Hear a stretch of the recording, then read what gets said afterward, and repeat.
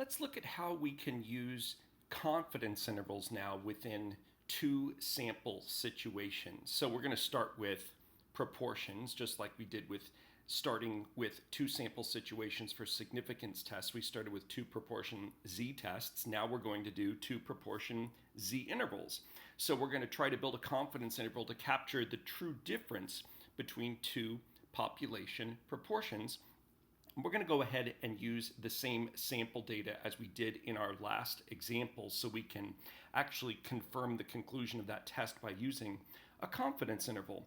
So when the conditions are met, the sampling distribution for the difference between two sample proportions. So understand, significance tests and confidence intervals are based on sampling distributions. That's why we took the time to work through that unit a few units ago. So understand the sampling distribution when you're looking at the difference between two sample proportions has a shape and a center and then a spread, if you will, that we know. So we know if the appropriate conditions are met, that the shape is approximately normal.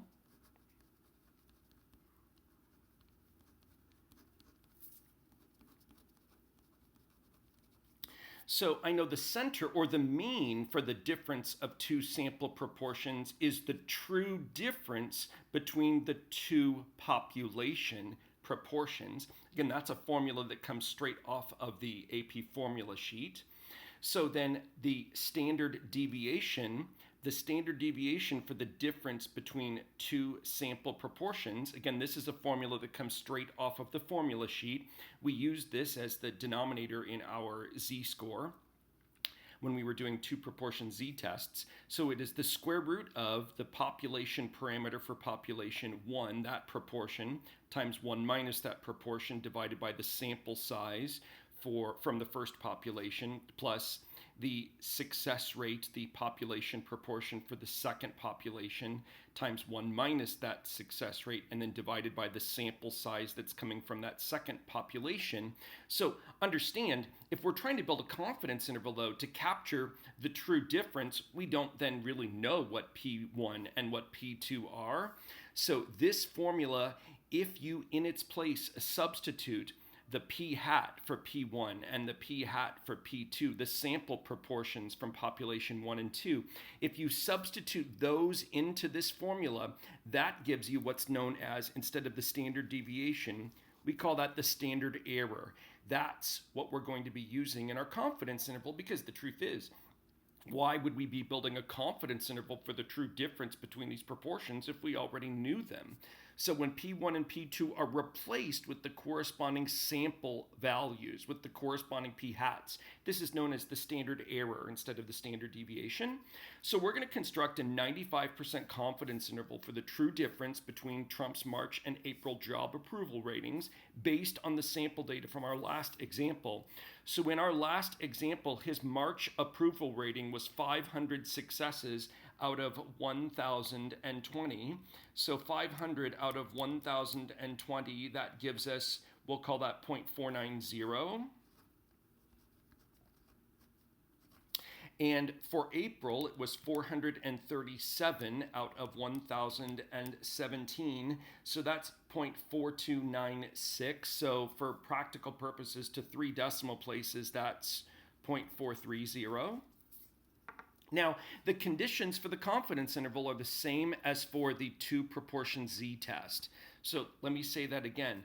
The conditions for this two proportion z interval are the same as for the two proportion z-test. So we have two, in this case, independent random samples. This is not an experiment. This is an observational study. I do not have random assignment to treatment and control groups. I am randomly sampling from populations. So we have to have two independent random samples. So one of these was a random sample from March, and one of them was a random sample from April. So they are independent in the sense that they're from two completely distinct moments in time. So for independence,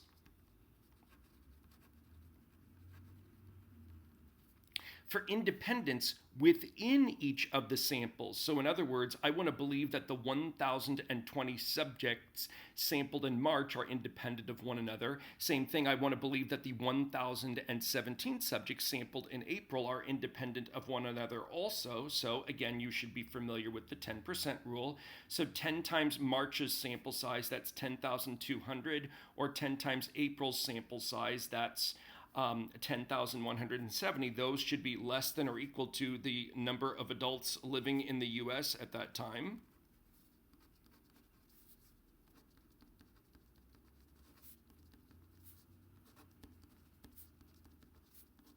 And certainly that's true.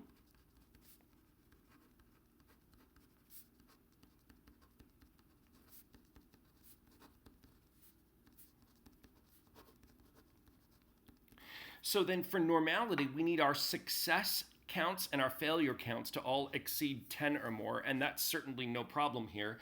So I can see 500 successes in March.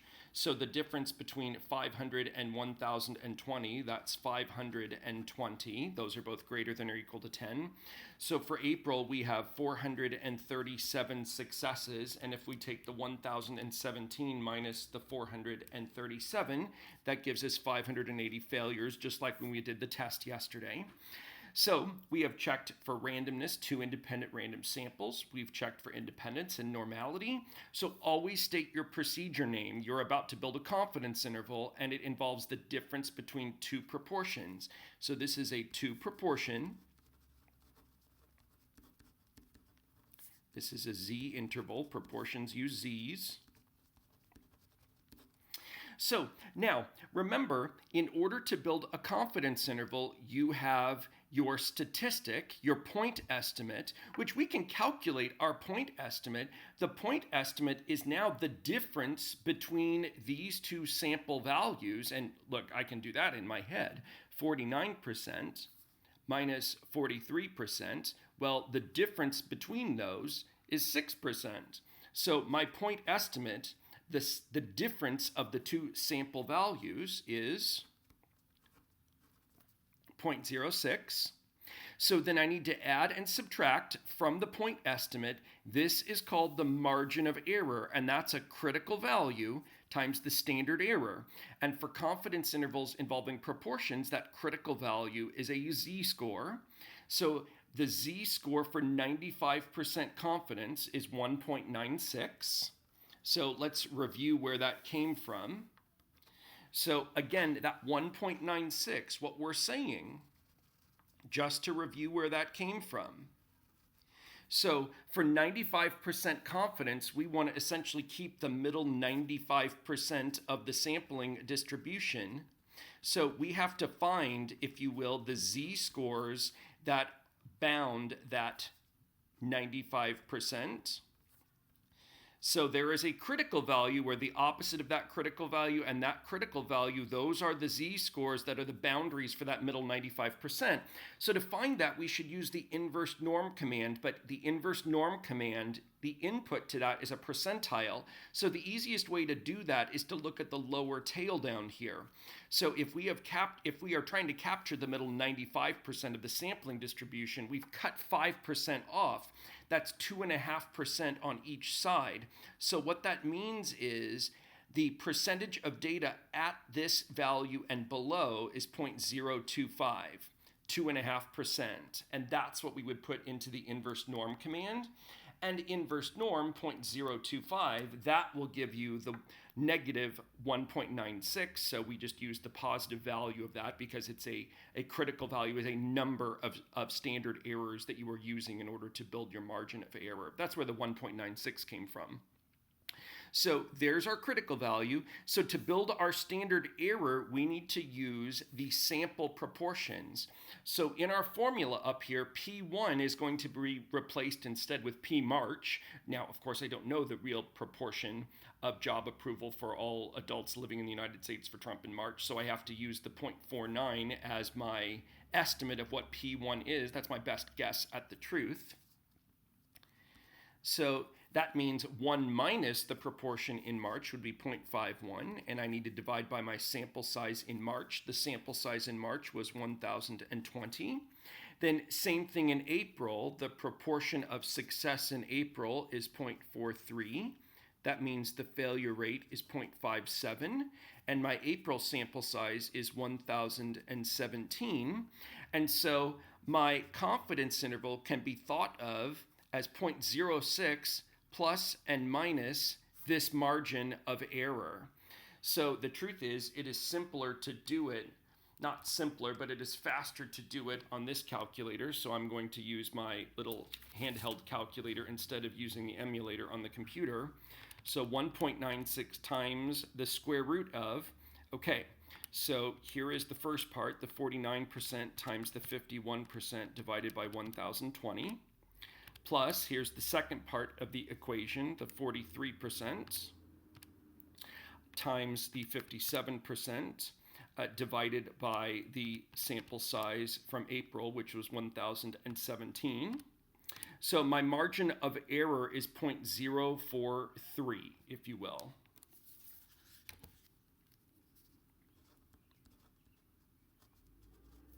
So that's one way to write a confidence interval with the point estimate plus or minus the margin of error. Another way that you could write it, and this is not an ordered pair, you can simply take that lower boundary and subtract the margin of error. You can take the lower boundary and add the margin of error, and that will give you the lower and upper boundary, and you can write it in parentheses. So the lower boundary would be 0.017 and the upper boundary would be 0.103. So these really are percentages. So this is the difference. We're trying to capture the true difference between Trump's approval rating in March versus April, and that difference could be anywhere from 1.7% to 10.3%. That's at least what the confidence interval casually is suggesting. We'll interpret it more carefully here in a second.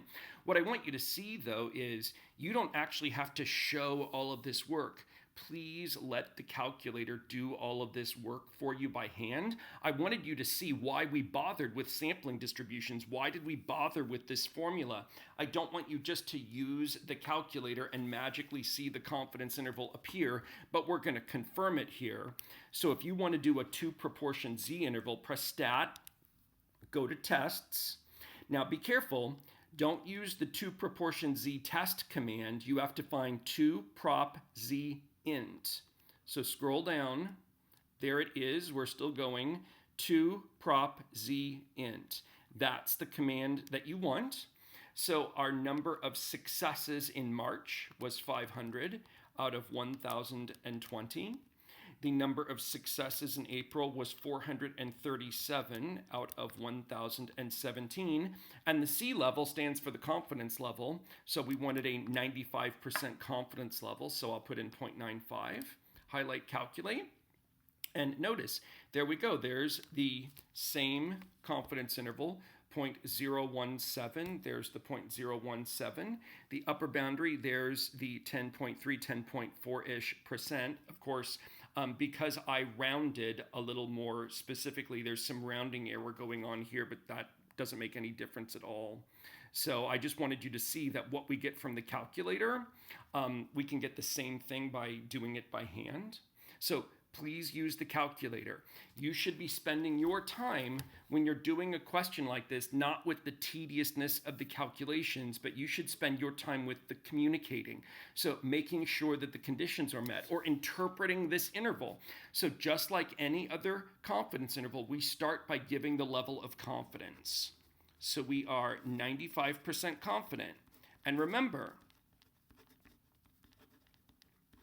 all that we are doing when we are reporting our level of confidence, we are explaining the accuracy level of the method that we are using. This is the accuracy level of the method that we are using. It is not the probability. There is not a 95% chance that we have caught the true difference between these proportions in this confidence interval. That's not what this 95% represents. The true difference either is or is not caught by this confidence interval. Representing using that word 95% confident, that phrase, we are representing the accuracy level of the method that we're using when we build this confidence interval.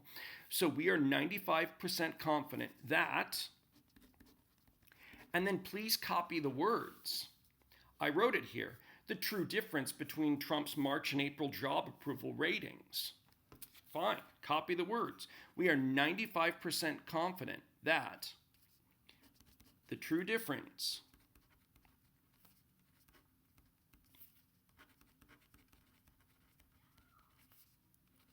between Trump's March and April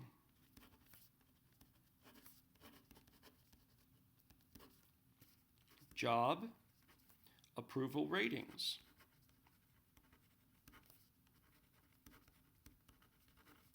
they're job approval proportions, but it doesn't matter. You are welcome just to use the words in the question. So we're 95% confident that the true difference between Trump's March and April job approval ratings, that true difference is between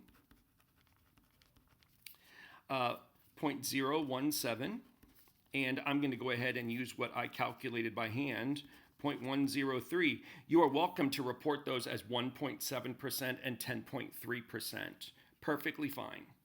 So something to think about. Remember, a confidence interval can also be used to complete a significance test for a two-sided alternative. So that's what we did in our last example yesterday. So notice, if I want to test the null hypothesis, where his approval rating in March minus his approval rating in April, that difference is 0, versus the alternative not equal to 0, where we think there actually is a difference that other than 0 between the approval ratings in March and April. A two-sided alternative means a not equal to alternative. Well, we can use this confidence interval in order to complete that test. So notice, this confidence interval, whatever the true difference is, the confidence interval suggests that at its lowest, it's 1.7%, and at its highest, it's 10.3%. Well, notice what number is not in there. This number, 0. Since 0 is not in the confidence interval, what it means is this 0 is not a plausible, it is not a possible value for the true difference. So that's why we reject HO. 0's not in that confidence interval.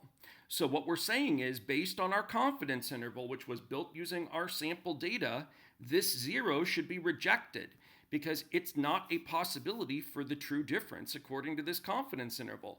And that means that we have evidence of a difference between Trump's March and April job approval ratings.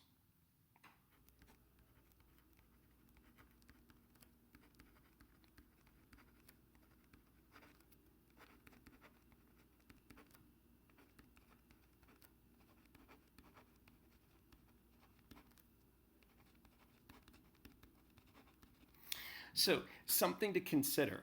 Confidence intervals then can correspond to tests, to significance tests, but that works when you have a two-sided alternative, a not equal to alternative, just like in the example that we completed yesterday.